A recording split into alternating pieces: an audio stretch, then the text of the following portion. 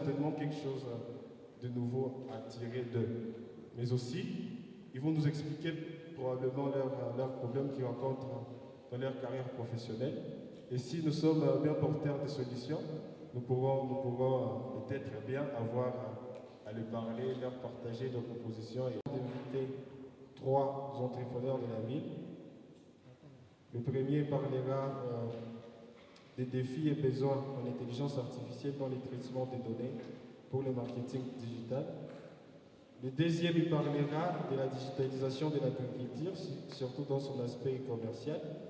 Et le troisième intervenant parlera de l'industrialisation de la musique et la modernisation des plateformes de propositions personnalisées de musique locale en RDC. Après ça, nous allons avoir un panel où tout le monde avec des questions plus ou moins particulières, on va avoir l'occasion de les poser à ces 3 intervenants et après nous allons clôturer notre activité.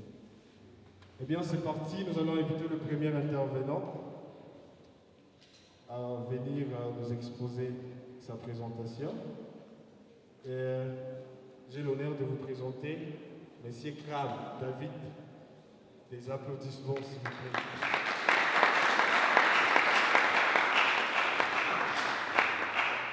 Avant peut-être qu'il commence, je vais le présenter, tu me le permets.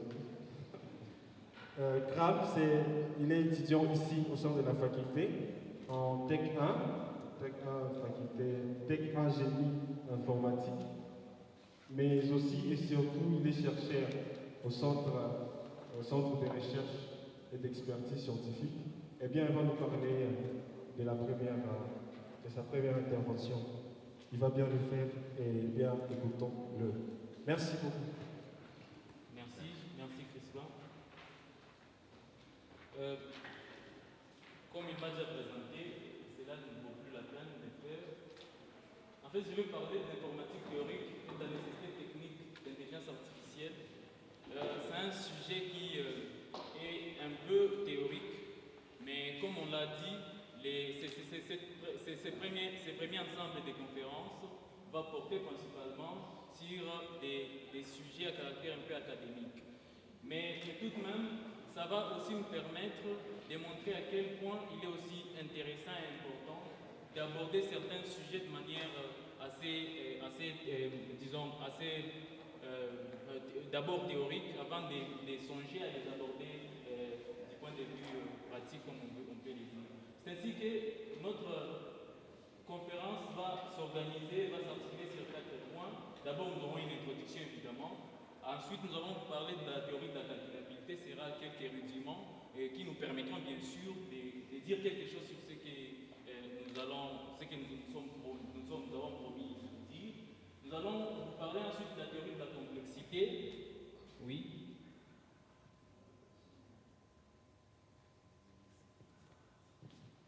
Nous allons ensuite vous parler de la théorie de la complexité. À la fin, donc, nous allons entrer, disons, dans les vifs du sujet, parce que cette conférence sert comme d'apéritif pour les autres conférences qui vont suivre.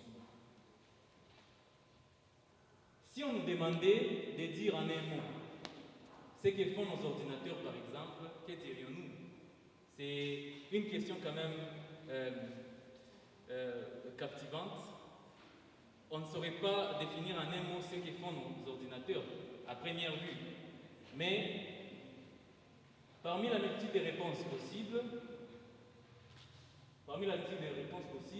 on peut quand même dire que nos ordinateurs font les calculs. C'est quand même l'une des réponses qui semble être la plus à même d'être choisie comme réponse. Alors, une autre question qui peut se poser, c'est que est-ce que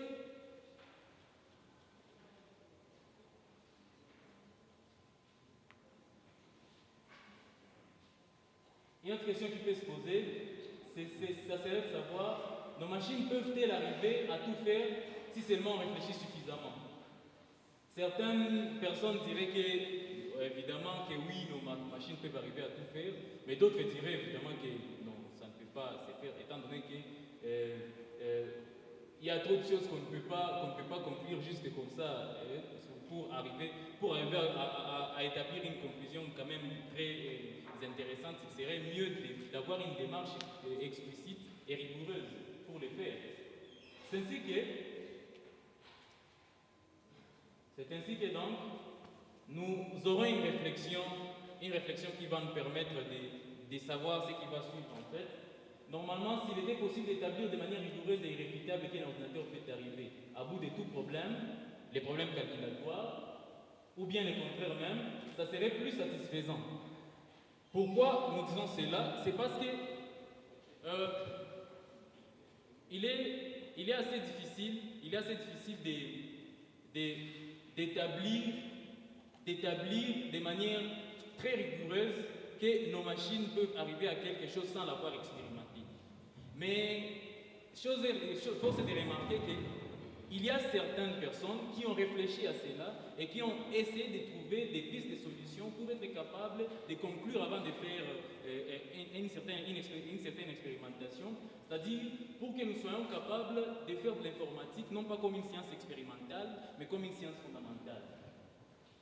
Alors les objectifs de cet exposé sont principalement de montrer, comme je l'ai dit au début, que c'est très important d'avoir une démarche théorique avant d'essayer d'aborder une question de manière tout à fait générale, mais également un autre objectif qui est quand même qui va également dans le sens de notre colloque, dans le sens du thème de notre colloque, c'est que nous allons montrer, partant de cela, que c'est très important de choisir, disons, d'aborder certaines questions sous l'angle de l'intelligence artificielle.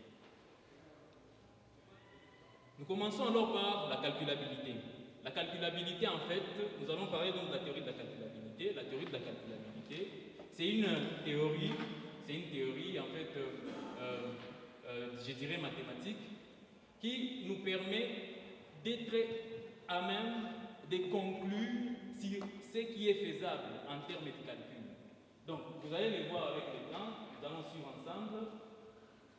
Comme ce que nous venons de dire donc, les systèmes de traitement de l'information que nous avons ne font que des calculs.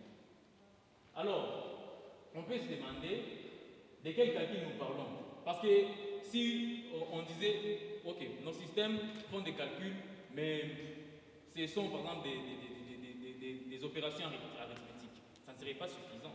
Ça ne serait pas suffisant pourquoi? Justement parce que quand on parle juste de calcul d'opérations arithmétiques, on ne voit pas, on sent vraiment qu'on n'a pas embrassé tous les types de calculs qui peuvent exister. Par exemple, je peux me dire, quand je suis en train de faire des opérations, par exemple, pour arriver à conclure, soit par exemple sur la véracité d'une proposition logique, c'est quand même aussi un processus calculatoire.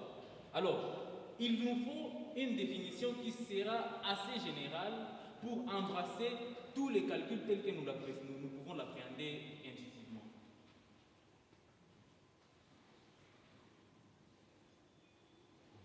Demandons-nous et essayons de répondre aussi simplement que possible la question de savoir comment une machine arrive à manipuler les données qui lui sont fournies en entrée jusqu'à nous donner les résultats que nous cherchions. C'est une question capitale que nous allons nous poser avant de définir les calculs. Nous avons besoin de définir les calculs parce que ça va nous permettre d'appréhender certaines notions sans avoir à faire l'expérimentation. Et c'est pour cette raison-là qu'au lieu de définir les calculs juste de manière mathématique, nous avons songé à nous poser d'abord des questions, sachant que l'auditoire est constitué des gens qui ont déjà qui ont généralement eu affaire à un ordinateur. Donc, il nous a été plus intéressant de nous cramponner principalement, de nous situer principalement dans les sujets en prenant comme point de départ nos machines telles que nous les connaissons. Considérons pour être général tout système pouvant traiter de l'information. En fait, on s'aperçoit très vite que ce qui se passe consiste juste à la modification des paramètres internes du système en fonction des commandes qu'on lui a fournies et jusqu'à pouvoir nous donner les résultats exacts auxquels nous nous attendions. En y réfléchissant bien, on se rend compte que la généralité de cette description nous permet d'aller bien au-delà des limites de la seule limite de nos ordinateurs. Parce que, naturellement, lorsque nous décrivons les calculs comme étant, non, lorsque nous décrivons un processus calculatoire comme étant quand un système fait un processus calculatoire, nous le définissons juste en disant nous avons certaines commandes que nous donnons au système, le système change ses états internes et le système arrive à nous donner des résultats. C'est tout à fait général parce que là, ça embrasse tous les systèmes de calcul que nous pouvons avoir dans la tête donc intuitivement. Regardez par exemple, si vous avez votre calculatrice, c'est exactement cela. Vous donnez des données en entrée, il y a un changement des paramètres à l'intérieur jusqu'à ce que ça vous donne les résultats. Donc là, nous avons donné une définition tout à fait générale qui embrasse et les ordinateurs et même les bouliers, même nos machines à calculer, même nos trucs un peu très rudimentaires. Ça embrasse tous ces aspects-là. Cette idée-là est une idée qui a déjà fait l'objet d'investigations de certains grands mathématiciens et informaticiens, dont Alan Turing. Nous allons principalement parler du modèle d'Alan Turing, vu que nous ne sommes pas dans un cours sur la calculabilité, mais pour ceux qui voudront en savoir plus peut-être, ou bien pour ceux qui voudront avoir des cours plus complets, ils auront à se référer peut-être au presse. Nous entrevoyons déjà que le modèle de calcul à définir devra être universel, c'est-à-dire qu'il doit être équivalent à tout modèle de calcul. Quelle que soit la complexité du modèle de calcul, nous devons définir un modèle de calcul assez simple possible pour être équivalent à tout modèle de calcul possible. Donc c'est ça les défis que nous nous donnons. Nous allons définir ainsi donc le calcul. La machine de Turing, c'est ça en fait que nous allons prendre comme notre modèle de calcul principal. La machine de Turing, en fait, est une représentation formelle de ce qu'est le calcul. C'est un modèle universel de calcul, évidemment. Donc, c'est un modèle qui a été proposé par Alan Turing, mais qui s'est avéré avec analyse plutôt, c'est un modèle qui s'est avéré être universel et correspondre à tous les modèles de calcul que nous pouvons nous imaginer. Désormais, donc, nous allons chaque fois dire que calcul égale ce qui est exécutable par une machine de Turing. Mais qu'est-ce qu'une machine de Turing en fait? Là, nous avons une machine de Turing. Une machine de Turing que nous avons juste essayé de dessiner. La machine de Turing est principalement composée d'un ruban. Nous avons un ruban, c'est une machine abstraite, c'est-à-dire nous avons un ruban infini. Nous avons un ruban infini. Nous avons une tête de lecture-écriture, celle qui est là. Nous avons une table de transition. La table de transition, elle est là. J'ai voulu mettre ça sur la tête de lecture juste pour des raisons d'explication. Nous avons également un certain nombre de symboles qui sont inscrits sur ces bandes, sur les cases de la bande. Cette bande est infinie.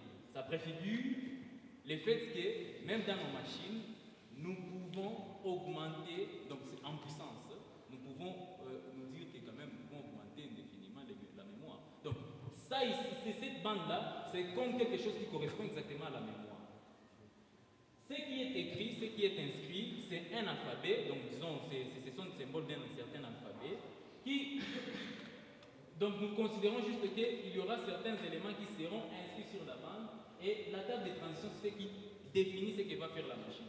Cette machine ici, telle que je l'ai dessinée, ne représente rien de particulier. Je l'ai juste dessinée juste pour raison d'explication, mais vous allez comprendre quel est son fonctionnement. Donc une machine de Turing, elle est tellement bête qu'elle ne fait que deux opérations seulement. Donc disons trois opérations. Elle ne fait que soit avancer, soit reculer, et inscrire quelque chose sur les cases de la bande.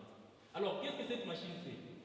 Si on rencontre, vous voyez la première ligne, si on rencontre 0, la tête de lecture, si elle rencontre 0, et qu'elle est dans l'état A, donc nous allons définir un ensemble d'états, la tête peut être dans un certain nombre d'états possibles. La machine rencontre, la tête de lecture rencontre le symbole 0, et elle est dans l'état A. Elle va passer, la tête de lecture, va passer dans l'état B, elle va inscrire 0 et elle va avancer. C'est ce que ça signifie. Si elle est dans l'état, disons par exemple pour la deuxième ligne, la machine rencontre 0 et dans l'état B, elle va passer dans l'état A et elle va inscrire 1 et elle va avancer, elle va reculer. Les autres cas sont compréhensibles, mais le dernier cas est quand même mérite notre attention. J'ai choisi de représenter les cases vides par des pourcentages. Donc, case vide égale pourcentage. Parce que, en fait, je dois définir un certain nombre de symboles, mais je n'ai pas voulu laisser ça vide. Alors, ça veut dire que donc, la dernière ligne nous dit donc que si on rencontre une case vide et qu'on est dans l'état A, on va passer à l'état C, c'est un état qui n'a pas été décrit là-bas, et puis on va avancer. C'est ce que seulement ça signifie. Normalement, vu comme tel, c'est un peu difficile de comprendre ce que ça fait, mais vous allez comprendre que les machines de Turing, de manière tout à fait étonnante, réalisent donc une machine, tout ce que votre ordinateur, aussi puissante qu'elle soit, tout ce qu'il peut réaliser, une machine pareille peut le réaliser. C'est quand même assez ahurissant.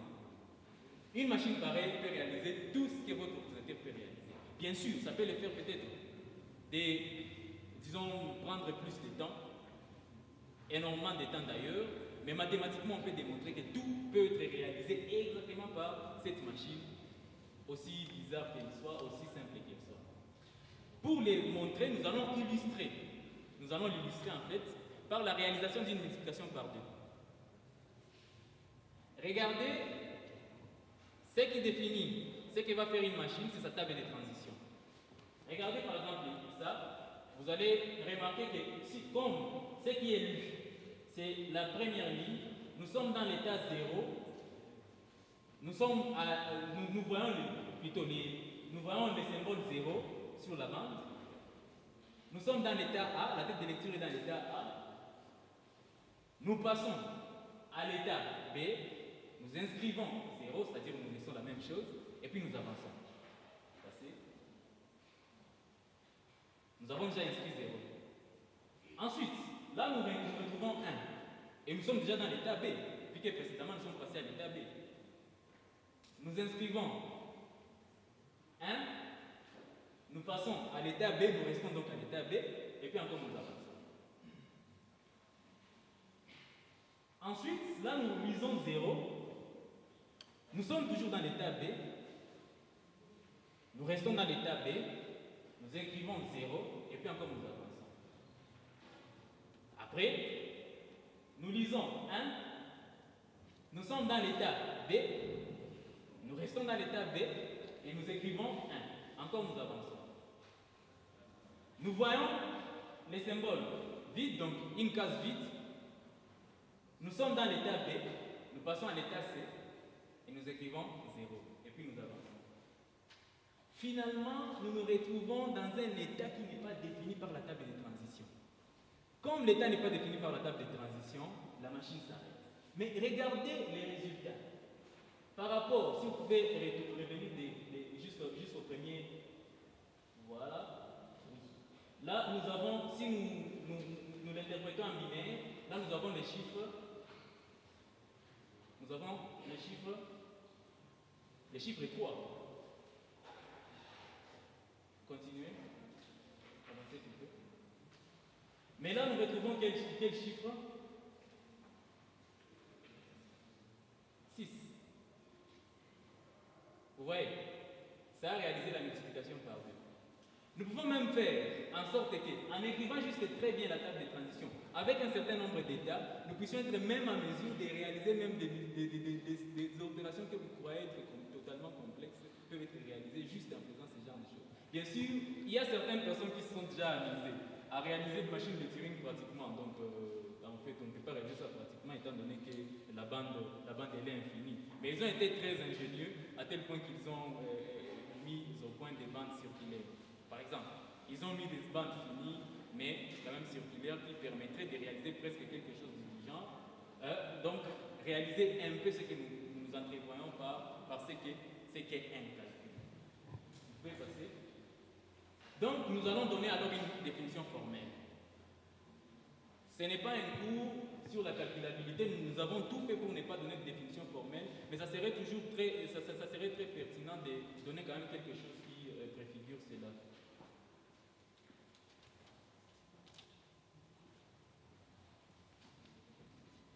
Une machine de Turing déterministe à un ruban, c'est donc une machine, c'est donc la donnée d'un ruban infini, d'une tête de lecture et d'un septuplet, donc un ensemble de 7 éléments, qui représentent l'ensemble d'états. Donc si on vous donne seulement l'ensemble d'états, on vous donne l'alphabet de la bande, c'est-à-dire tout ce qui peut être inscrit sur la bande.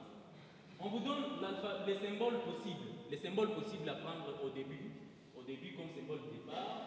On vous donne l'ensemble fini des transitions, donc les transitions possibles. Les transitions, lorsque nous étions en train de donner la table des transitions, il y avait un certain nombre de transitions possibles. Alors, la transition correspond à faire quoi effectivement? C'est ce que je vous dis là. Nous sommes dans un état qui I, nous voyons A, nous passons dans l'état qui J, nous inscrivons B et nous avançons ou bien nous reculons. C'est seulement ça que ça fait. Alors qui 0 est l'état initial de la tête de lecture, F est l'ensemble des états finaux. Donc nous devons définir les états finaux et les états initiaux, puisque sinon nous ne saurons pas définir quand est-ce que la machine va s'arrêter. Et comme je l'ai bien dit, les pourcentages pour moi représentent la case. Nous allons faire une petite illustration pour montrer à quel point certaines conceptions très simplistes peuvent arriver à nous faire réaliser des choses extrêmement inimaginables. L'illustration va consister en un automate cellulaire, on appelle ça un automate cellulaire. Donc, c'est juste, il ne faut pas en fait prendre ça trop à la rigueur, mais c'est juste un autre modèle de calcul. Un autre modèle de calcul et qui est équivalent à la machine de Turing. L'automate cellulaire, il y a un logiciel qui permet de visualiser. C'est en fait, il y a des règles très simples. Si, par exemple, un élément seul, donc ici nous avons un ensemble, une grille, la grille peut être, donc chaque case peut être soit à l'état 1, soit à l'état 0, donc soit allumée, soit éteinte. Par exemple, ici j'ai allumé une case, j'ai allumé encore une case, par exemple. Et si une case est à l'état 1 et qu'elle n'est pas entourée, cet état 1 n'est pas entouré par d'autres éléments, le principe est que cet élément-là va mourir. Donc, en d'autres termes, considérons que c'est une cellule, elle va mourir. J'avance d'une itération, vous voyez, ça meurt, parce que c'est ça la règle. Deuxième principe, si vous avez une case vide, mais qui est entourée des 3 éléments, par exemple cette case ici, vous voyez, celle-ci, comme elle est entourée des 3 éléments, je vais agrandir, je me rends compte que vous ne voyez pas très bien. Ok. Cette case ici, celle-ci est entourée de 3 éléments. Il va naître quelque chose là. Une itération, il y a quelque chose qui naît. Mais autre principe, le principe est que lorsque il y a, par exemple, disons, il y a une case, mais qui est entourée de beaucoup d'éléments, au-delà de 3, la case doit mourir. Donc, par exemple, ça ici, comme c'est entouré de plus de 3 éléments, ça ici, ça doit mourir, ça doit disparaître. Ça disparaît. Et il y a d'autres parties qui ont appliqué sur juste les principes que j'ai donnés. Il y a ces seuls principes très simples nous permettent de réaliser des choses extrêmement élevées. Vous allez remarquer, avec cela seulement, on est capable de réaliser par exemple un oscillateur. Regardez, je vais vous montrer par exemple un oscillateur.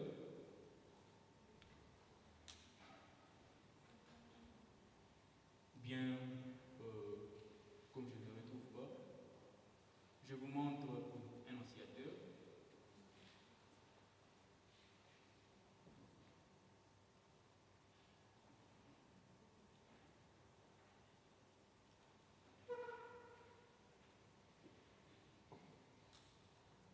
Vous allez voir propositions, mais je vais mettre ça en accéléré pour que vous les voyez. Seulement à partir des règles simples, vous voyez ce que nous sommes en train de nous arrivons à assimiler. Encore, cela paraît très inintéressant, mais vous allez remarquer quelque chose de très particulier. Nous allons montrer un autre exemple. Nous allons réaliser un planeur, quelque chose qui peut se mouvoir sans changer sa force, sans changer de forme. Donc en conservant sa forme, disons, en conservant sa forme d'une manière ou d'une autre en fait. Vous voyez ça? Vous l'avez vu? C'est passé trop vite. Ouais. Ok. Là, ce n'est pas ce qui est. Là n'est pas ce qui est vraiment très particulier. Regardez. Ouais. Regardez ça. Vous voyez les structures qui sont là. Mais ce n'est. Regardez alors ça.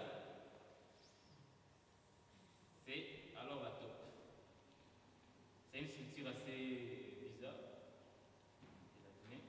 Mais regardez ce que ça fait. Donc, si vous agrandissez, vous allez vous rendre compte que ce sont des cellules. Regardez. Remarquez ce qui se passe avec ces fils ici. C'est comme quelque chose qui coule. Vous êtes en train de le remarquer? Regardez encore quelque chose d'intéressant qui peut être réalisé. Ce logiciel que j'utilise ici, on l'appelle Goli. Et vous allez remarquer que les Goli ici peuvent être écrits avec juste, en interposant juste des cases en chargeant des couleurs effectivement aussi. Regardez, je vais l'accélérer pour que vous voyez. J'ai commis l'erreur de ne pas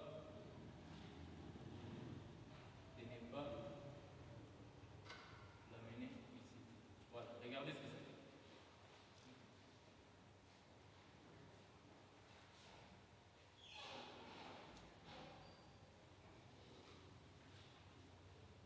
Je vais les faire plus rapidement.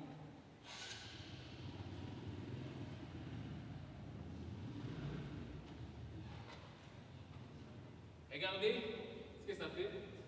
Ça arrive à écrire les noms de ces logiciels. C'est seulement à partir de ces petites règles que je vous ai données au début que ça arrive à les faire. Vous voyez à quel point c'est intéressant. Et une chose surprenante, c'est que ces modèles ici correspondent au modèle que nous avons défini, les modèles de Turing. Donc tout ce que votre machine peut faire, ces modèles ici peuvent le faire. La petite simulation là.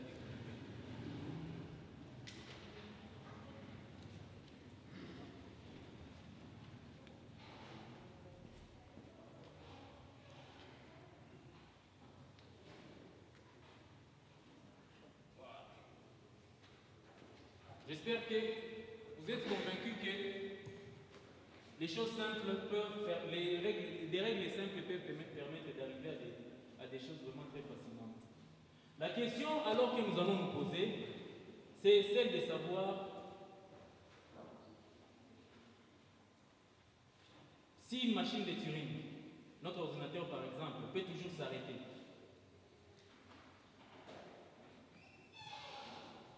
Est-ce que, donc nous nous demandons plutôt si une machine de Turing peut toujours s'arrêter. Force est de remarquer qu'une machine de Turing, à cette question plutôt, on ne peut pas toujours trouver une réponse vraiment satisfaisante.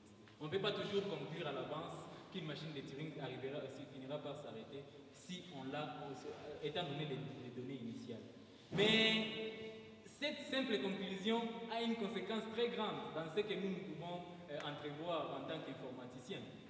Regardez, en voyant par exemple un algorithme, un programme écrit dans un langage donné, est-ce que vous pouvez être en mesure de conclure directement si le programme va s'arrêter ou bien s'il va boucler à l'infini?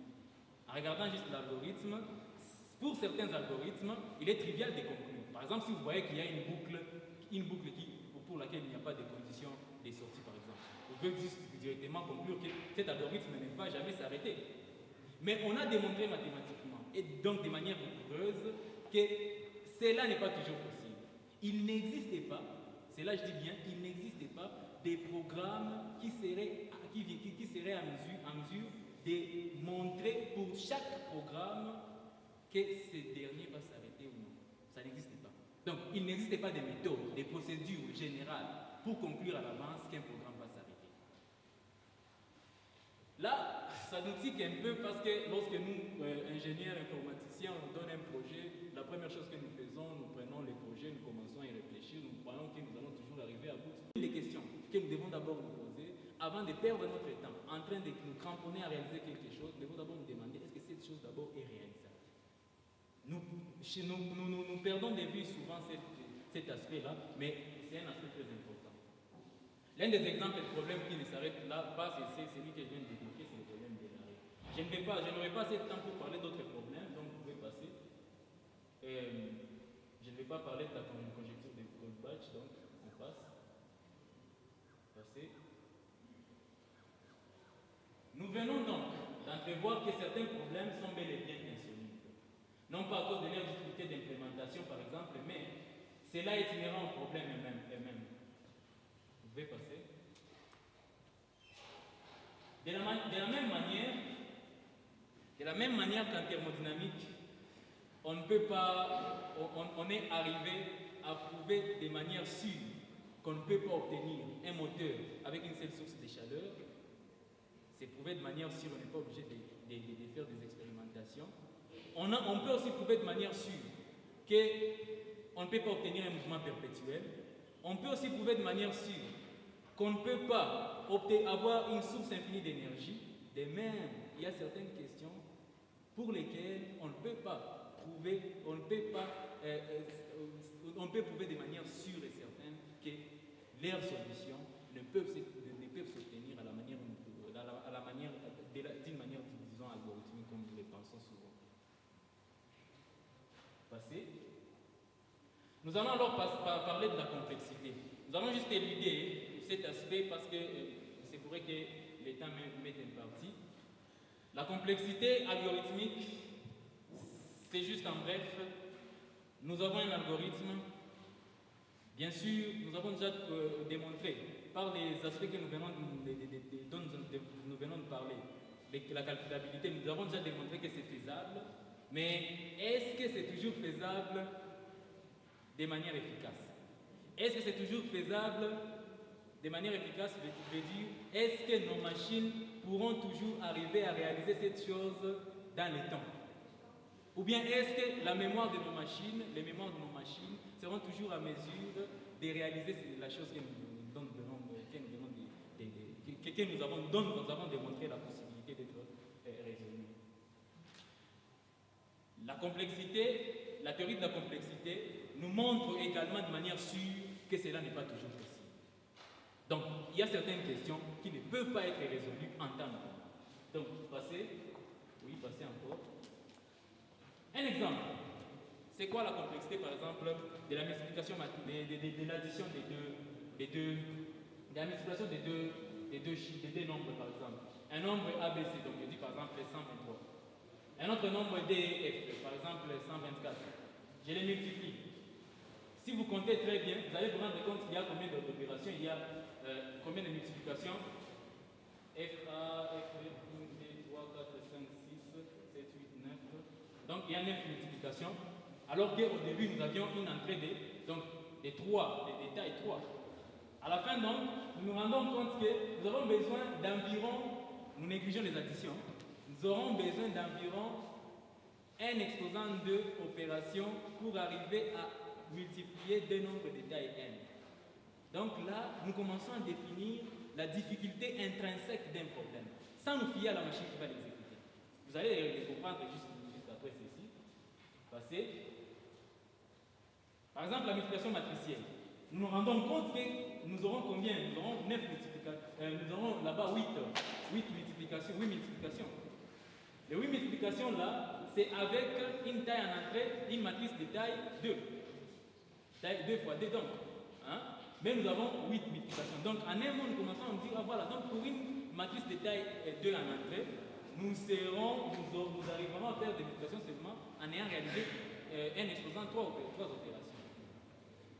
Là, nous avons défini de manière sûre et certaine la complexité d'un problème sans nous fier à une machine particulière sur laquelle c'est exécuté. Ça veut dire que comme nous avons la théorie de la calculabilité, nous sommes parvenus à définir de manière très sûre la possibilité de comparer deux algorithmes si seulement ils sont exécutés sur la même machine. Mais toujours est-il qu'il y a certains algorithmes, pour lesquels, quelle que soit la machine où nous les appliquerons, il y aura toujours certaines difficultés liées au temps suite à leur complexité grandissante avec la taille des données en entrée. Par exemple, ça c'est un problème classique, le problème des tours des Hanoï, comment déplacer les petites disquettes là sur une autre branche sans que durant l'opération on puisse avoir un disque plus petit ou un disque plus grand au-dessus d'un disque plus petit. C'est un problème qui demande d'exposant une opération. Donc si vous avez deux disques, il vous demande au minimum 4 opérations. Si vous avez 3 disques, 8 opérations au minimum. Imaginez-vous si nous avions 100 disques. Voilà. C'est ça, nous avons défini la difficulté intrinsèque d'un problème sans nous fier à un élément particulier. Passez. Voilà. Certains problèmes ont pour difficulté, donc pour complexité, un exposant 5. Si nous avions une machine plutôt de 1 GHz, ces problèmes, pour une entrée de taille 5, ces problèmes seraient résolus dans 3 fois 10 exposants moins 6 secondes. Mais si nous avions une entrée de 100, de taille 100, ça serait résolu en 11 jours pour une machine de 1 GHz. Regardez alors les problèmes exponentiels. Si nous avons une machine, donc un problème pour lequel la complexité algorithmique censée être, donc, en évaluant la complexité algorithmique, nous voyons que c'est la complexité d exposant n, nous rendons compte que ces problèmes, juste pour une taille n, ça va, pour une taille 5 plutôt, ça va être résolu en 32 fois 10 exposant moins 9 secondes. Mais lorsque nous avons juste une donnée de départ, des tailles juste 100, ça nous demande 4 fois 10 puissance 11 siècles. Quoique nous augmentions, donc disons, quelle que soit la puissance de votre machine, ça peut diminuer juste un peu, mais 4 fois 10 puissance 11 siècles, pour les raccourcir, c'est totalement impossible. Alors, c'est ainsi que nous sommes obligés de passer à des méthodes qui vont nous permettre, parce que nous ne devons pas croiser les bras et dire que cette question est irrésolvable. Nous devons passer à des méthodes qui vont nous permettre de réaliser. Réaliser, c'est donc arriver à bout de ces problèmes par des méthodes approchées. Les méthodes approchées, nous allons utiliser entre autres de l'intelligence artificielle pour être en mesure de cerner un problème sans avoir à traiter peut-être tous les cas. Donc là, nous allons parler des heuristiques, donc des méthodes qui contournent la difficulté intrinsèque au problème. Finalement, donc, nous concluons. Passer donc jusqu'à la fin, jusqu'au CRES.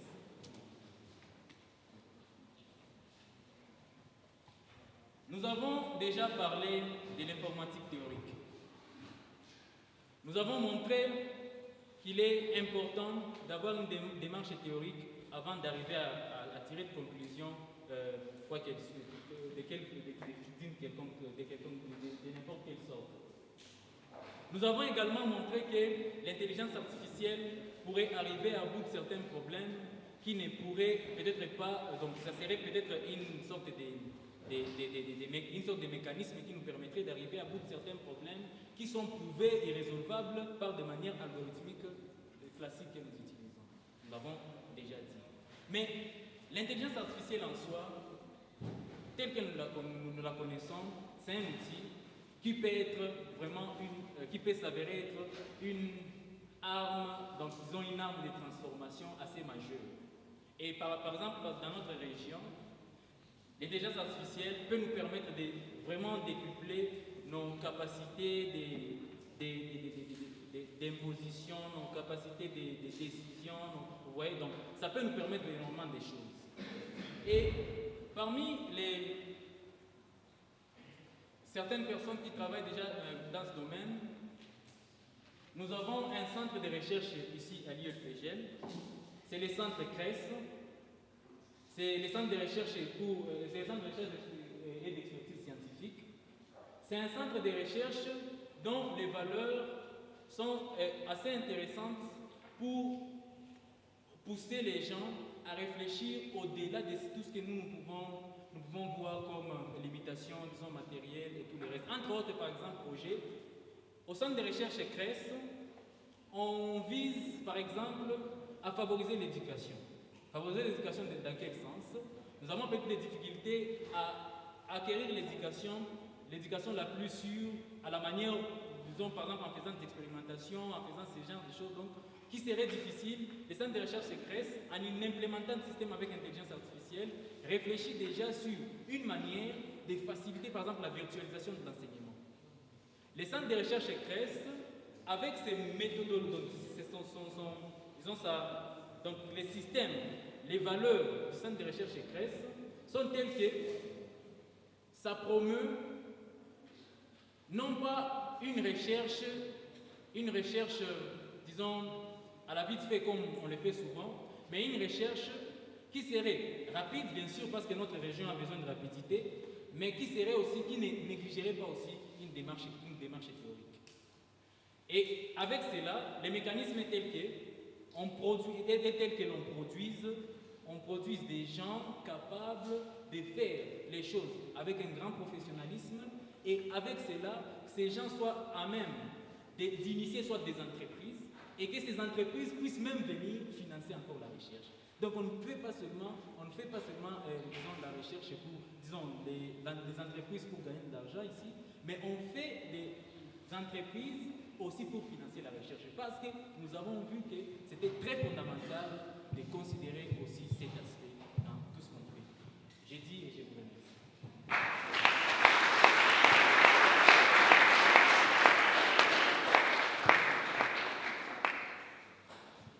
Merci beaucoup, David. Je vais nous appeler à refaire cet acte parce qu'il le mérite. Applaudissons-lui encore une fois.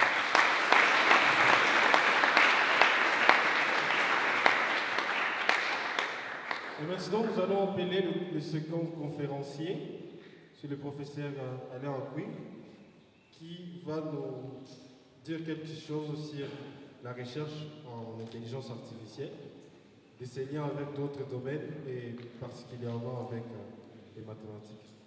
Professeur, vous êtes le bienvenu.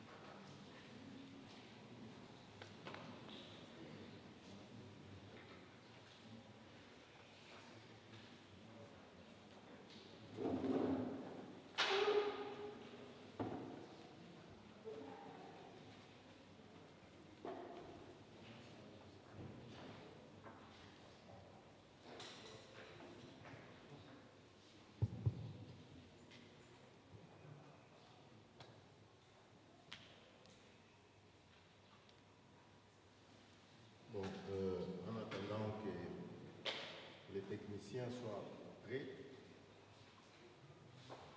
bon, par rapport à la présentation, je suis le prof Alain Akoui. Je suis professeur ici à l'UFGL, dans la faculté des sciences et technologies appliquées. Et dans ma spécialité, c'est les génies électriques. Alors, dans mes recherches, l'intelligence artificielle est l'un des domaines de recherche qui m'intéresse vraiment. Au-delà de cela, je remercie d'abord le groupe, c'est Photon, le groupe qui nous a donné cette opportunité de venir présenter nos connaissances ici. Bon, j'espère que c'est déjà prêt. Bon, on m'a demandé de parler de l'intelligence artificielle. La recherche en intelligence artificielle, plus spécialement la recherche en intelligence artificielle, et aussi ses liens avec d'autres domaines, tels que les mathématiques par exemple. Il n'y a pas que les mathématiques, il y a beaucoup d'autres domaines. Bon, nous allons commencer d'abord par expliquer ce que c'est l'intelligence artificielle. Selon les pères de l'intelligence artificielle, John McCarthy, c'est la science et l'ingénierie ayant pour but de fabriquer des machines intelligentes et surtout rendre le programme informatique intelligent. Donc ça veut dire quoi? Donc ça veut dire que les machines fonctionnaient déjà, hein, sous une certaine façon. On avait déjà des programmes d'informatique. Mais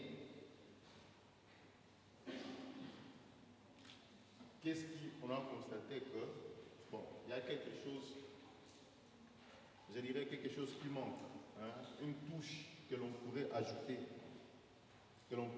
à ces machines pour leur permettre d'être plus performants.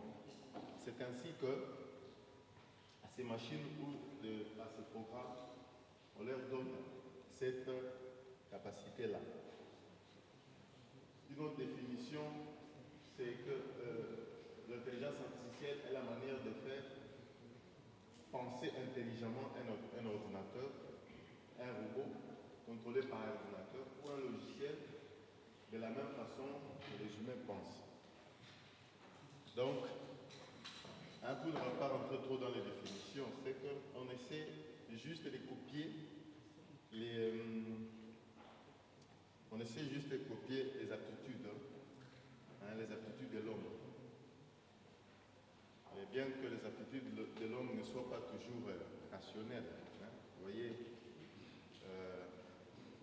les décisions que l'homme prend ne sont pas toujours des décisions qui sont rationnelles. Donc, c'est vrai, on va copier, mais on ne peut pas tout copier. Quand je dis les décisions, l'homme prend des décisions qui ne sont pas rationnelles. Un exemple, c'est qu'on dit toujours qu'on ne peut pas conseiller une personne qui est amoureuse. Une personne qui est amoureuse ne reçoit jamais les conseils. Ou bien, on dit souvent qu'on ne peut pas conseiller quelqu'un qui va aller en Europe, en Afrique du Sud. Donc c'est pour dire que, c'est vrai, les décisions de l'homme, on peut copier les décisions de l'homme, mais pas tout. Hein. Il faut que vraiment ces décisions soient rationnelles. Et une décision rationnelle, ça veut dire quoi? En intelligence artificielle, une décision rationnelle, ça n'a rien à voir avec la raison. Une décision rationnelle, ça veut dire c'est la meilleure décision possible. C'est la décision. Donc, à part cette décision, il n'y avait pas d'autres décisions possibles. C'est comme par exemple un robot.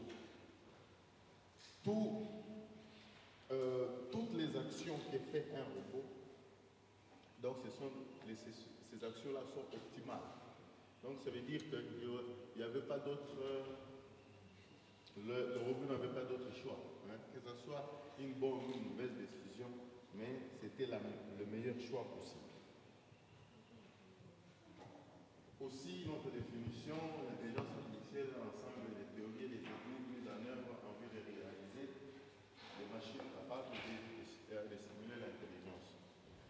Donc maintenant, quand on exploite maintenant tous ces outils-là pour rendre les machines intelligentes, donc tout ça là, c'est ce qu'on appelle aussi les méthodes, les techniques et les paradigmes, tout ça, on appelle ça l'intelligence artificielle. Alors, ici, encore là, nous avons toujours des définitions, mais ce que je voulais juste signifier ici est que l'intelligence artificielle est concernée par beaucoup de domaines. Comme on a dit les mathématiques, on va plus voir les mathématiques, il y a aussi la sociologie. Parce qu'il y a des questions sociologiques que l'on se pose par rapport à l'intelligence artificielle. Comme on dit, est-ce que l'intelligence, si à un certain moment donné, si l'intelligence artificielle devient plus développée, s'il va surpasser l'homme, ou si l'intelligence artificielle va commencer à faire des tâches. Donc, le fait que un robot par exemple fasse plus de tâches, aussi des tâches qu'un homme ne peut pas faire, ça ne peut pas prendre leur boulot par exemple. Donc, ce genre de questions, ce sont des questions économiques et sociologiques. Nous avons aussi la philosophie, la psychologie, la biologie, ainsi de suite.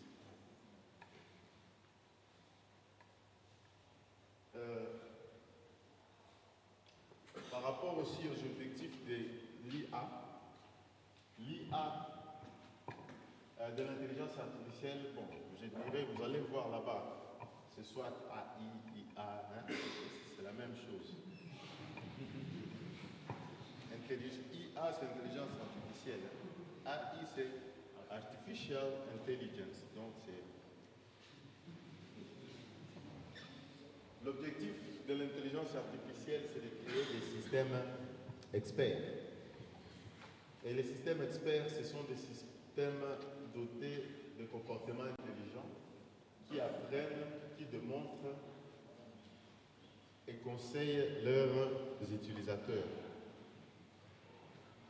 Je vais signifier d'abord ici que dans l'intelligence artificielle, nous allons voir, nous avons deux courants. Le courant que l'on appelle le connexionnisme, et aussi les courants que l'on appelle les symbolismes. Alors, ici, les systèmes experts, c'est beaucoup plus dans le courant que l'on appelle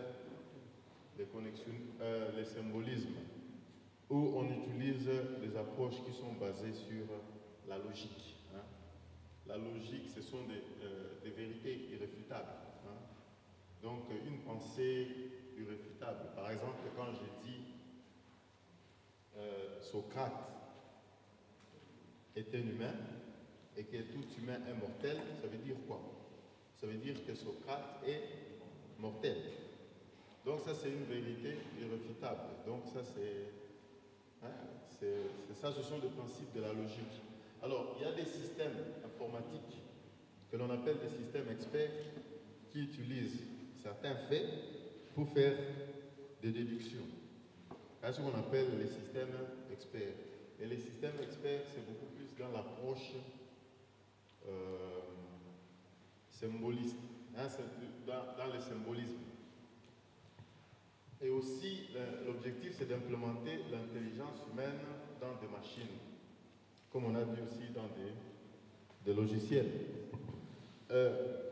On va aussi voir que très souvent, quand on entend parler d'intelligence artificielle, on s'attend toujours à des robots, à des systèmes très complexes, des systèmes très bizarres que l'on voit très souvent dans des films en sciences. Nous avons aussi l'intelligence spatiale, la capacité de percevoir des informations visuelles ou spatiales.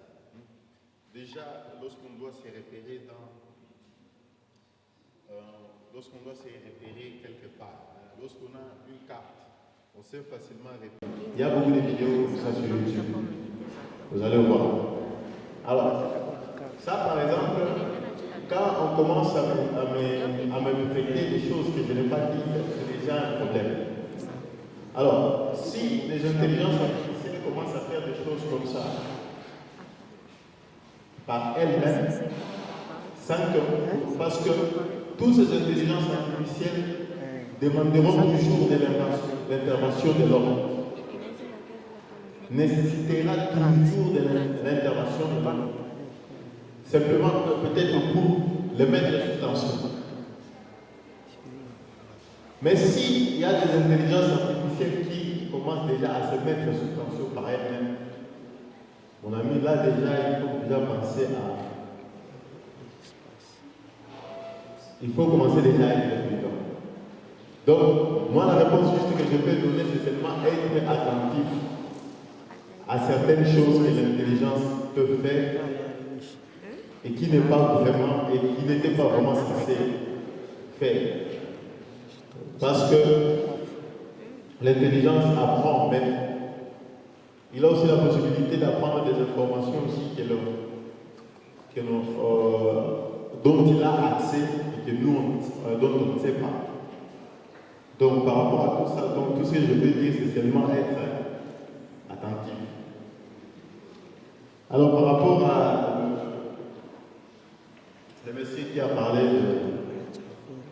de deep learning, il a dit que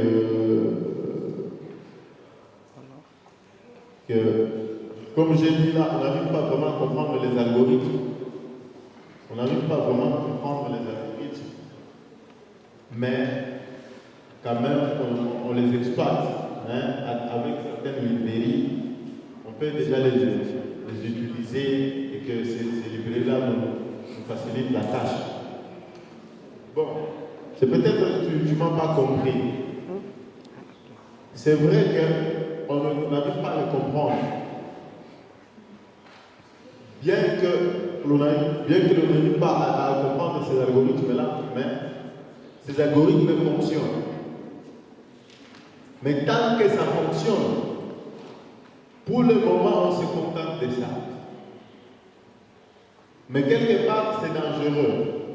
Parce qu'à un moment donné, ça ne marchera plus. Et on ne saura pas comment expliquer comment ça marche plus. Parce que ça marche, mais à un moment donné, ça ne marchera plus. On ne saura pas comment expliquer.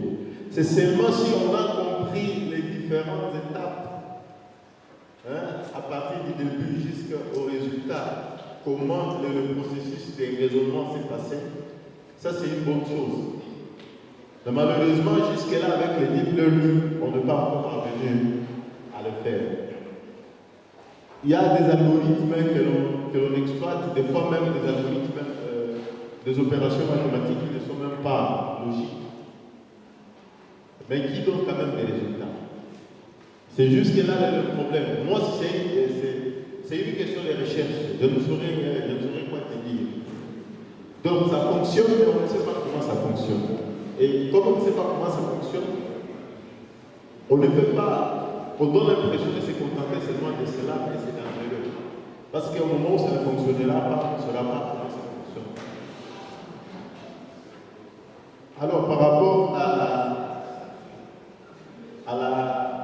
à l'exploitation de l'intelligence artificielle ici chez nous, j'ai bien dit ici que ce sont des petits logiciels.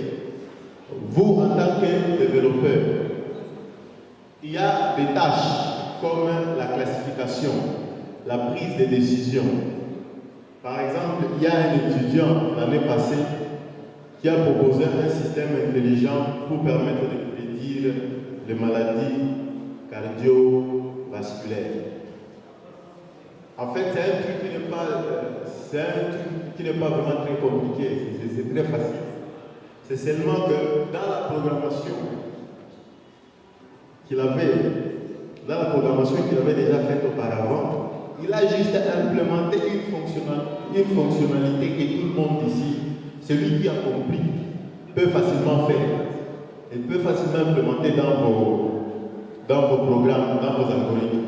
Donc, vous qui faites l'informatique, vous qui développez les applications, il suffit juste d'apprendre un peu du machine learning, un peu du Python et un peu comment ces algorithmes fonctionnent. Vous les implémentez dans vos algorithmes, dans vos applications, c'est tout. Des applications que vous exploitez déjà ici. Parce que vous n'allez pas parler de l'intelligence artificielle si vous n'avez pas encore d'application.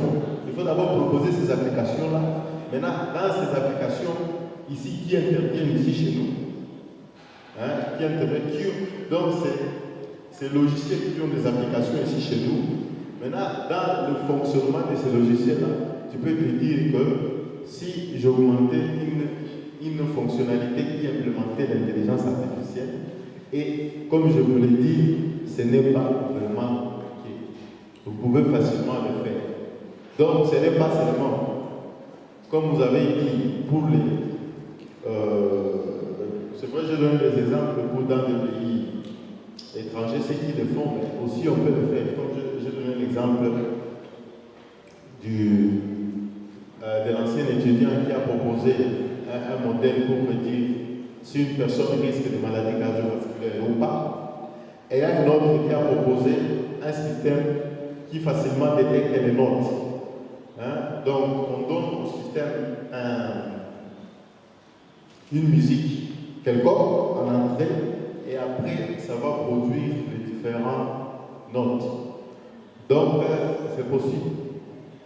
Vous pouvez aussi les implémenter ici, il suffit juste d'apprendre. Et c'est vous qui devez apprendre. La question par rapport à l'intelligence artificielle, si on peut l'exploiter ici chez nous, vous savez, d'abord, l'ordinateur, l'avantage de l'ordinateur, c'est quoi? L'ordinateur, sans exploiter d'abord l'intelligence artificielle, c'est que l'ordinateur fait des calculs rapidement. L'ordinateur, comme il fait des calculs rapidement, ça c'est une très bonne opportunité pour nous. C'est pourquoi nous tous ici, quand nous devons faire des calculs, nous utilisons des calculettes. Maintenant, la question, par rapport à la question, je vais demander si maintenant on peut déjà implémenter cette fonctionnalité-là pour nous permettre, au lieu d'utiliser les calculettes, de le faire directement. Personnellement, par rapport à ce que j'ai comme information, il y a l'entreprise d'Elon Musk qui est en train de développer une technologie qui s'appelle Neuralink. Neuralink, si j'ai bien compris le principe de fonctionnement, c'est un système qui va permettre au cerveau de communiquer directement avec des machines, avec des ordinateurs. Je ne sais pas par quel moyen. Et pour le moment, je ne sais pas si les systèmes fonctionnent déjà. J'ai appris, je n'ai pas vraiment cherché les informations, mais j'ai appris que ça, il a déjà fait des essais concluants avec des singes. Mais je ne sais pas si on l'a fait aussi avec l'homme. Mais ce que aussi je peux dire, c'est que il y a des gens qui sont en train de penser. Vous savez, le monsieur là, Elon Musk, quelqu'un qui a des idées folles et qui est milliardaire. Ouais, une personne comme ça, c'est une personne très dangereuse. Et donc, je ne peux pas dire pendant combien de temps, dans combien de temps ça sera possible, tout ça, mais il est en train quand même d'y travailler. Mais il faut aussi comprendre que par rapport à cela aussi, il y a aussi d'autres aspects qui rentrent en jeu. L'éthique, la morale, la religion, tout ça. Je ne sais pas si on nous permettra, tout ça, ça va nous permettre de poursuivre cette échelle. Parce que l'intelligence artificielle aussi, ce n'est pas parce qu'on a la possibilité de faire certaines choses qu'on va faire tout ce qu'on veut. Non. Il y a des aspects moraux, des aspects éthiques. Bon, peut-être la religion, je ne crois pas trop, c'est beaucoup plus la morale. C'est beaucoup plus la morale et l'éthique.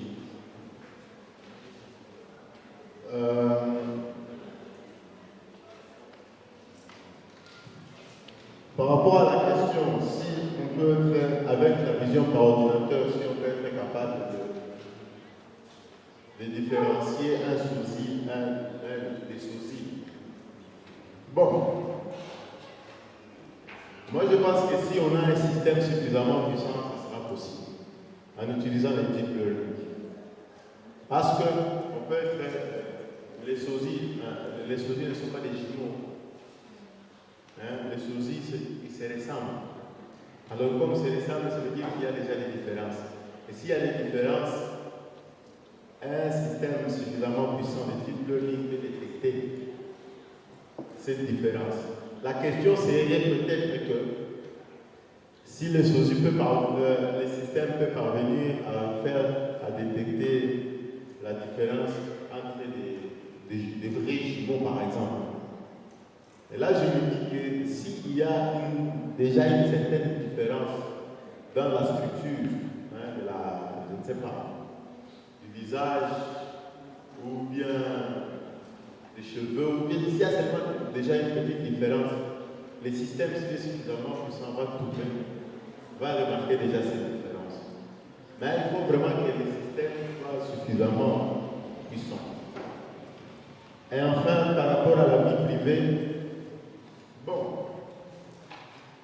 mon ami, tu sais, ici chez nous, la législation par rapport à la sécurité informatique et tout ça, mais je ne sais pas si dans notre département là, on s'intéresse même à ça. Donc, ce que je veux juste dire, c'est à toi d'abord de prendre des précautions.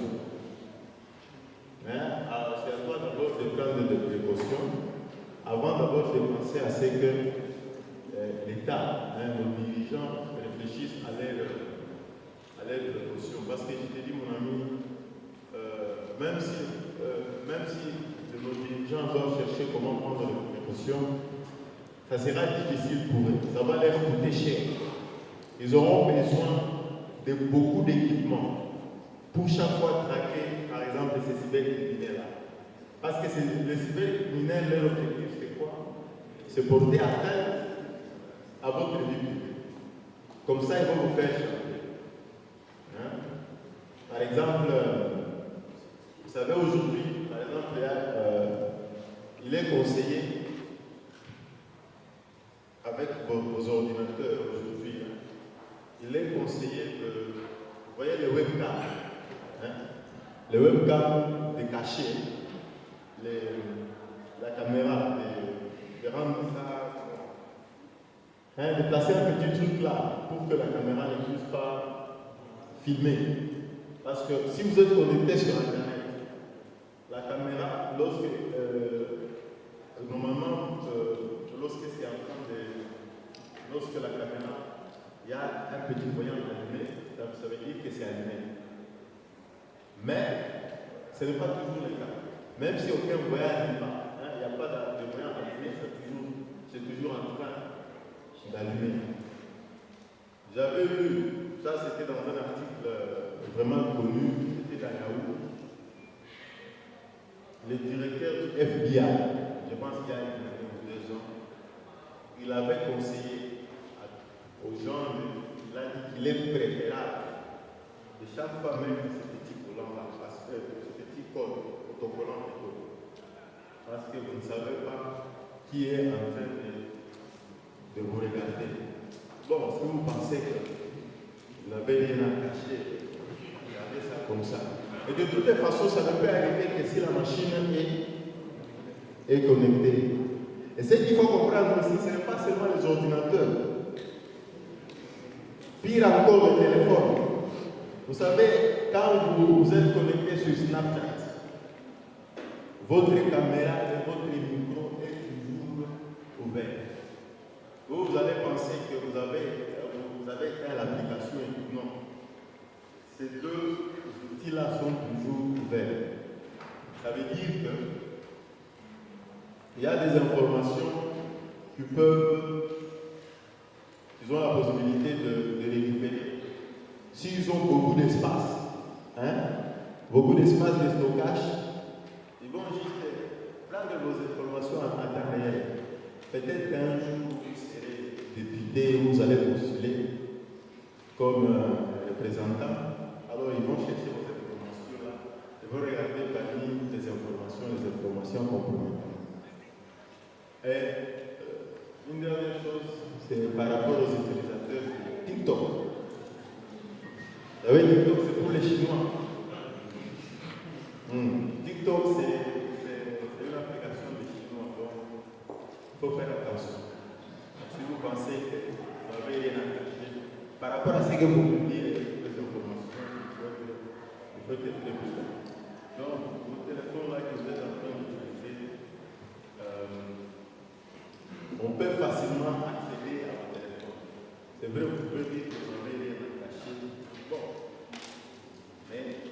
Le plus important pour le moment, c'est de savoir que nos informations, vos téléphones, on peut facilement les accéder à vos téléphones. Merci.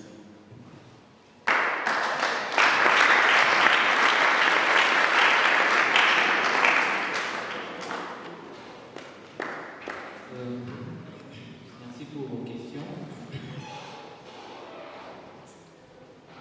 Concernant la première question sur comment éviter la révolution, je crois que le professeur y a déjà répondu et je n'aimerais rien ajouter.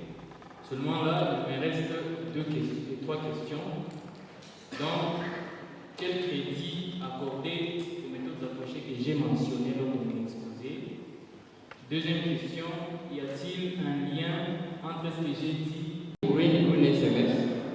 En fait, c'est une plateforme qui permet aux producteurs d'avoir accès au marché, mais aussi d'avoir accès aux informations agricoles. En disant information agricole, je fais allusion à l'information sur les prix du marché, à la météo agricole, mais aussi au conseil agricole. Pourquoi on avait pensé à mettre en place cette solution? Parce que ici en RDC, on a constaté qu'après chaque campagne de production, les producteurs ont du mal à écouler leur production. Et c'est là pour conséquence, il y a plusieurs dégradations de produits agricoles dans les zones de production. Et cela cause une flambée de prix sur les marchés. Et du coup, l'acheteur aussi a du mal à trouver les produits agricoles qui soient à la marque de ses moyens.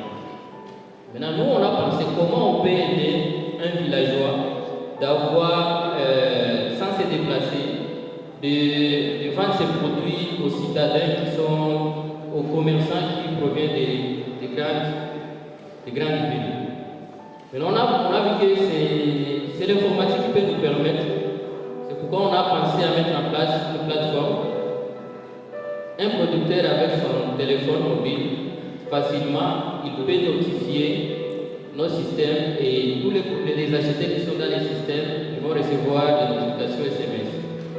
Ça, c'est la facilitation du côté marché, écoulement des produits agricoles. Du côté aussi météo, on a vu qu'actuellement, le secteur agricole est secoué de tout ce qui est changement climatique. Et cela a un impact vraiment négatif. Maintenant, on a pensé comment on peut aider un petit producteur d'avoir accès aux informations de tout ce qui est météo agricole. Donc chaque matin, facilement, via les SMS, il peut savoir s'il y aura la pluie ou pas, ou bien avoir des prévisions dans une semaine, dans 3 jours, comment ça va se comporter. Mais aussi, on a trouvé que les producteurs, ils ont du mal à avoir les informations sur les conseils agricoles. Donc les producteurs cultivent pour cultiver, mais ils ne savent pas vraiment comment cultiver. Vu qu'ils n'ont pas des agronomes, ils sont là, mais ils ne sont pas vraiment accessibles. Mais aussi les conditions sont vraiment très élevées. Nous, on a pensé comment on peut aider un producteur avec son téléphone mobile d'avoir accès à tout ce qui est conseil agricole. S'il veut cultiver une spéculation, par exemple, la tomate, c'est pour la première fois, ne sait pas comment sélectionner les semences, ne sait pas comment préparer le sol. Du coup, avec notre système, il suffit juste de demander comment planter ou cultiver facilement. Ça va envoyer des informations par rapport à tout ce qui est conseil agricole. Maintenant, par rapport à tout ça, nous sommes aussi butés à un problème. Vous savez que les producteurs ne sont pas vraiment connectés, il n'y a pas la connexion Internet, mais aussi la majorité des producteurs n'ont pas de smartphone.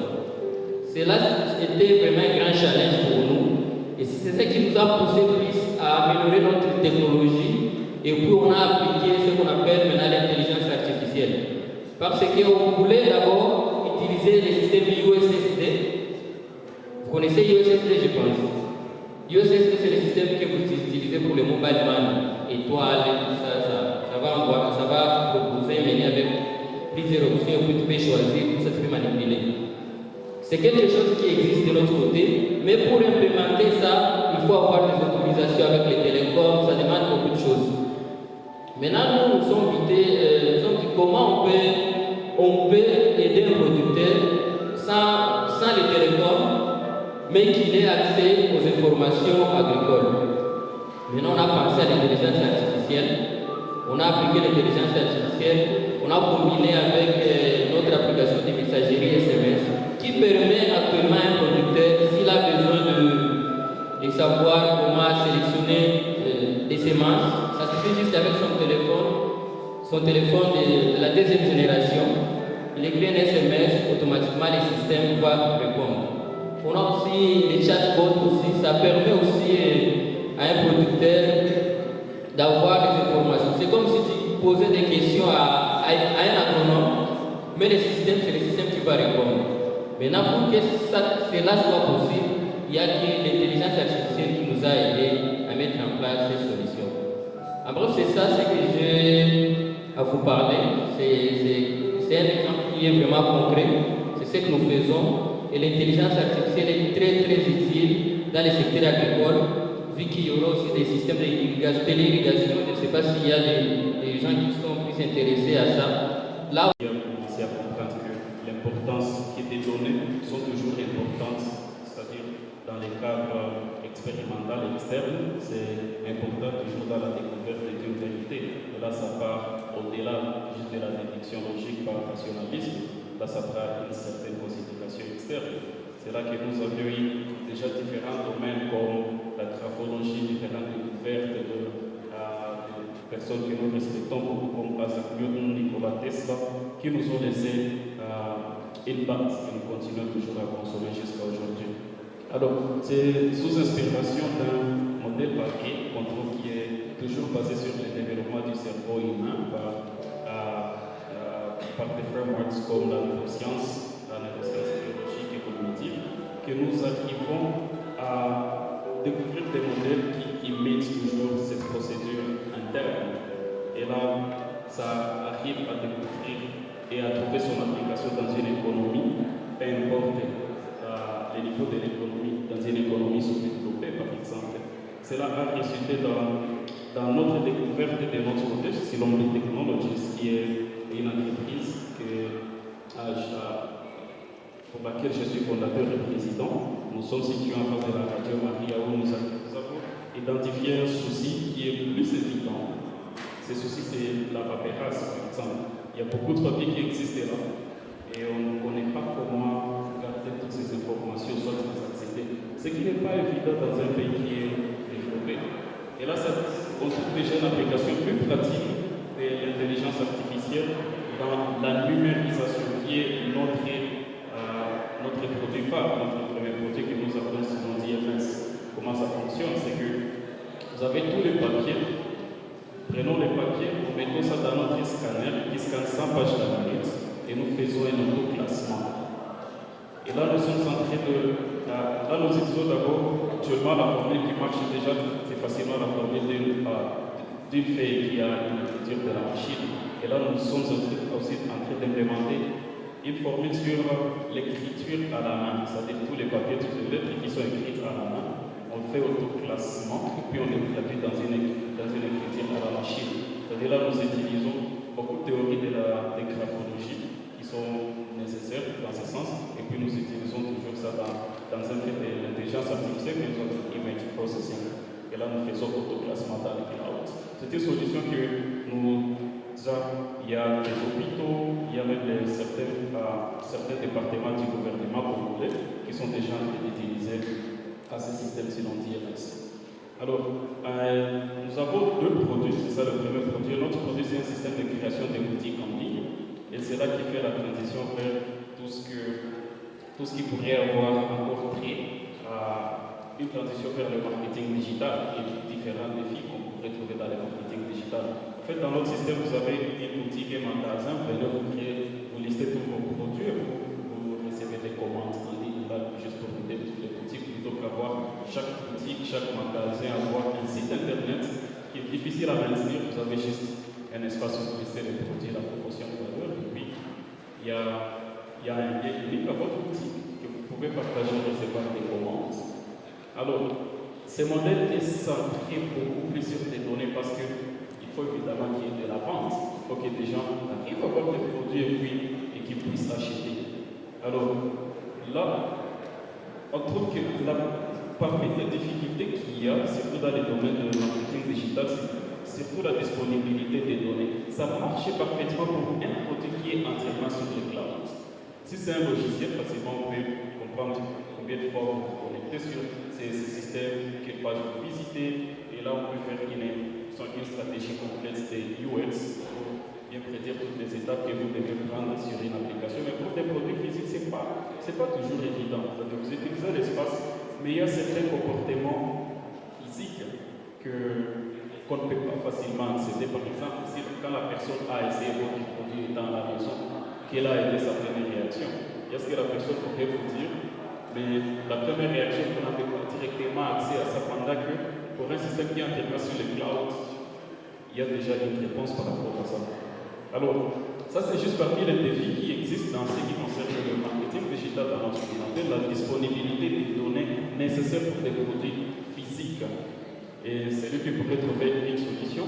Et un souci pareil, il aura vraiment un grand marché parce que le marché de la statistique, ici au niveau du continent africain, ça continue toujours parce que son importance devient de plus en plus capitale. Mais cependant, il y a toujours une certaine forme d'utilité qu'on trouve à partir des approches, on pourrait dire, des brute force. On essaie juste de résoudre cela à partir de certaines approches qui sont un peu traditionnelles. Par exemple, beaucoup d'entrepreneurs sont là, mais si vous demandez à l'entrepreneur, vous avez combien de prospects cette semaine? Beaucoup d'entrepreneurs n'ont aucune idée parce qu'ils n'ont pas une certaine base de données qu'on appelle Customer Relationship Management. Pendant qu'il y a des outils qui existent déjà, qui sont gratuits. Et parmi ces outils, il y a un outil qu'on appelle HubSpot.com. Et ça, si je pourrais recommander à tout entrepreneur, soit tout informaticien qui pourra devoir collaborer souvent avec l'équipe de marketing et l'équipe de vente. Là, toutes les données, vous mettez juste un nom et puis toutes les informations concernant la personne vont s'auto-compléter. Si vous mettez le nom de Silono Technologies, il y a le système HubSpot qui va scanner l'Internet entier, chercher toutes les informations relatives à Silono. L'adresse, email, numéro de téléphone, les emplois et toutes ces données, vous les avez. Et là, quand vous enrichissez votre base de données, vous savez qui a acheté quoi, qui a été intéressé sur quoi. Là, ça vous donne déjà des données qui sont nécessaires que vous pouvez déjà analyser, utiliser ou n'importe quel algorithme nécessaire qui pourrait s'appliquer sur les genres de données que vous avez. Que ce soit prédire quelqu'un, si la personne va acheter ou si la personne ne va pas acheter, ou soit la quantité que la personne va acheter ou pas. Il y a ces informations directement avec votre base de données, peu importe la manière dont vous avez collecté les données. Si seulement ces données sont prises, ça vous donne déjà une clé vers une bonne prise de décision qui est basée sur des données réelles. Et vous trouverez toujours, ça ne se limite pas seulement chez les entrepreneurs, même les informaticiens. On sait que les informaticiens sont trop occupés, mais un jeune informaticien pourrait avoir peut-être 2 ou 3 ou 5 petits amis. Et comment vous gérez ça? Vous pouvez créer un chatbot pour parler avec toutes ces filles et la vie ne saura jamais. Mais je ne fais pas ça moi. Alors, c'est que, on trouve que l'application, nous avons, cela est toujours autour de nous. Et ça ne demande pas qu'on appelle ça directement, qu'on soit intimidé par le mot intelligence artificielle pour qu'on voit qu'il y a son application dans notre propre contexte. C'est que, oui, c'est l'intelligence artificielle évidemment parce que ce n'est pas naturel. C'est créé à partir de la technologie qui est toute une construction humaine. Mais on trouve que le client lui-même n'a pas besoin même de connaître ces mots pour avoir atteint ses objectifs, ce que nous comprenons toujours dans le marketing digital. Mais vous, en tant qu'informaticien, vous pouvez savoir tout ce qui se passe parce que c'est là que vous allez satisfaire les clients quand ils viennent visiter votre site. Il faut que la personne trouve ce qu'il est en train de chercher. On sait que 83% des personnes qui visitent un site ne trouvent pas ce qu'ils cherchent. Dans moins de 30 secondes, ils ne reviennent plus. Et toutes ces statistiques sont toujours disponibles parce qu'ils continuent toujours à analyser ces comportements, les comportements de l'individu face à différentes ressources qui sont en ligne, ils continuent toujours à donner. Et là, en voyant ce que la personne a visité, c'est que là où la personne a passé trop de temps, la dernière page que la personne a visitée, ça va donner une idée par rapport à différents contenus qu'on doit donner à la personne pour qu'il y ait une conversion, la personne peut devenir un client. Et là, si on a ces informations, on les analyse avec la base de données que nous avons, le Customer Relationship Management, on peut directement savoir quel est le contenu qu'on va donner alors à la personne. Et là, toutes les recommandations, la machine va le faire. Il y a tous les algorithmes que vous venez d'apprendre. La machine va le faire et là, ça va, parce qu'à ce niveau, il y a déjà ces recommandations en termes d'images, en termes de vidéos, en termes de textes, qui sont nécessaires pour un client, soit une personne qui veut consommer un certain produit dans notre cadre quand on a des ventes. Et là, quand vous voulez créer ce qu'on appelle des newsletters, ce sont des emails automatiques. Toute personne qui a un email qui a déjà souscrit à un certain site connaît. Alors, tous ces emails, beaucoup de ces mails ne sont pas conçus par un individu. Les contenus suggérés toujours théorique et l'application de ces sciences. Donc, vous êtes vraiment dans un endroit qui vous permet d'arriver à comprendre toutes les théories qui ont été énoncées et comment les appliquer à la société. Depuis le début, on a présenté différentes théories sur l'intelligence artificielle et c'est de très bonnes choses qui vous permettent de comprendre à l'intérieur même du domaine ce qui se passe et qui peuvent vous aider à la prise de décision sur telle ou telle autre technologie appliquée sur tel ou tel autre problème. Alors, je vais essayer d'être simple dans ma présentation. Je vais parler juste de probablement quelques applications qu'on peut faire avec tous ces outils-là qu'on a présentés à partir du début jusqu'à maintenant. Nous avons déjà de la bonne matière qu'on a eu à partir du docteur, mais aussi de M. Kram David, qui ont parlé de l'informatique, mais aussi de beaucoup d'aspects théoriques. Mais à la fin de la présentation du docteur, il a essayé de donner quelques outils pratiques qu'on peut utiliser pour résoudre certains problèmes. Alors, bon, j'ai également fini en génie informatique, comme nombreux d'entre vous ici. Et j'avais commencé à faire des recherches sur le machine learning, l'apprentissage des machines. Et pendant cette période-là, celui qui pouvait me trouver en train de faire ces recherches pouvait se dire, mais celui-ci, il travaille sur la mathématique, il fait l'informatique. Donc il y a beaucoup de mathématiques qui sont dans ce domaine et qui vous permettent de comprendre les fondamentaux de machine learning. Mais non. Je pense que c'était 2017, fin 2016, j'étais tombé sur une librairie qui commençait à faire un peu de boom, qui s'appelle TensorFlow. Je l'ai vu sur la présentation du professeur. Alors, cette technologie-là, TensorFlow, c'est toutes ces théories sur le machine learning. J'avais appris ça à partir des cours. D'une part, c'était sur YouTube, mais aussi sur Coursera, qui est une plateforme d'apprentissage, de la part d'un professeur qu'on appelle Andrew Ng. Je pense que si vous faites des recherches à machine learning, c'est parmi les savants qui sont là, qui ont plus travaillé sur le machine learning. Donc, il enseigne ça très très bien. Si vous voulez, vous pouvez aller faire l'expérience, vous pouvez apprendre sur ça. Et vous allez beaucoup aimer le machine learning. Il commence par les bases, il commence par le logiciel à utiliser pour apprendre le machine learning. Il commence par enseigner un peu d'algèbre utile pour le machine learning. Il va passer à un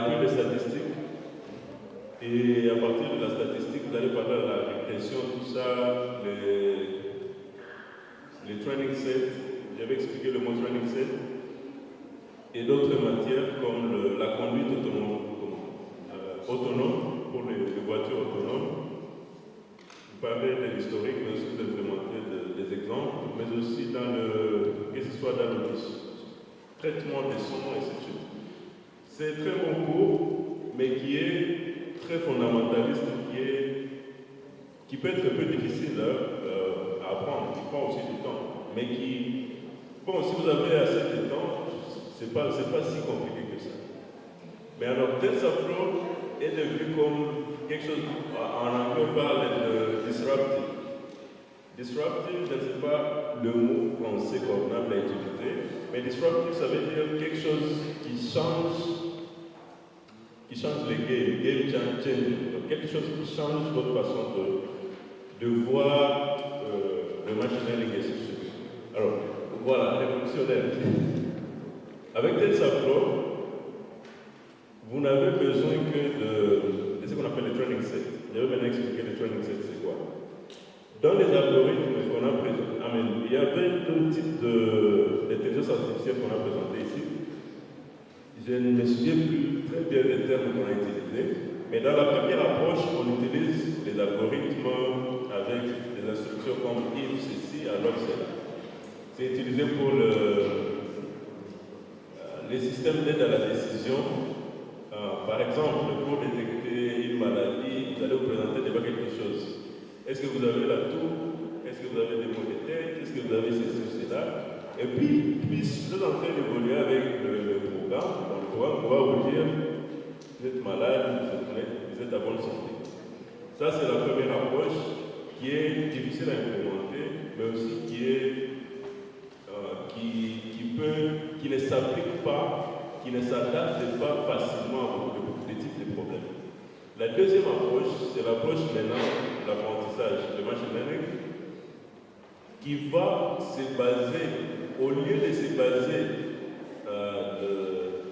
de ces instructions pour trouver une solution, il va se baser des données. Donc, par exemple, si nous voulons apprendre à un enfant comment marcher, nous allons lui demander de se tenir debout et d'avancer. S'il n'avance pas bien, on va lui dire non, là, ça ne marche pas. Ou s'il avance bien, on va dire ok, ça va.